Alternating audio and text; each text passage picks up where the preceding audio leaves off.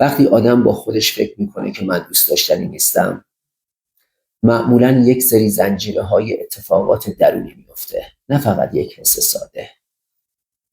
حساس شدن به ذهن دیگران، آدم شروع میکنه به حدس زدن. الان حتما از حرفم بدش اومد، چرا جوابش سرد بود، چرا بهم کم محلی کرد، نکنه حوصله‌مو نداره، نکنه دوستم نداره. ذهن مدام دنبال نشونه‌های طرد شدن و رد شدن میگرده، حتی وقتی هیچ نشونه‌ای واقعی وجود نداره. یک نگاه، یک سکوت، دیر جواب دادن پیام، اینا تبدیل میشه به مدرک علیه خودت، در حالی که همون رفتار اگر از طرف کسی دیگه بود شاید اصلا مهم به نظر نمی اومد.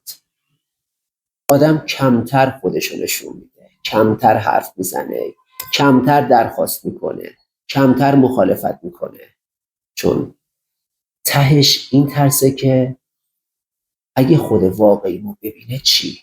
دوست داشتنی نیستم. حال خوبت مدام بالا و پایین میشه، اما توسط دیگران.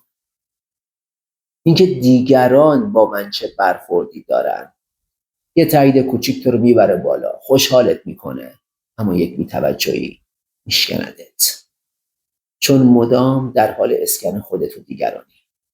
درست بود، زیادی بود، کم بود، غلط بود، این حالت واقعا انرژی بره. نکته مهمش اینه که این احساس معمولاً واقعیت تو نیست، بلکه یک باور شکل گرفته از تجربه‌های قدیمیه.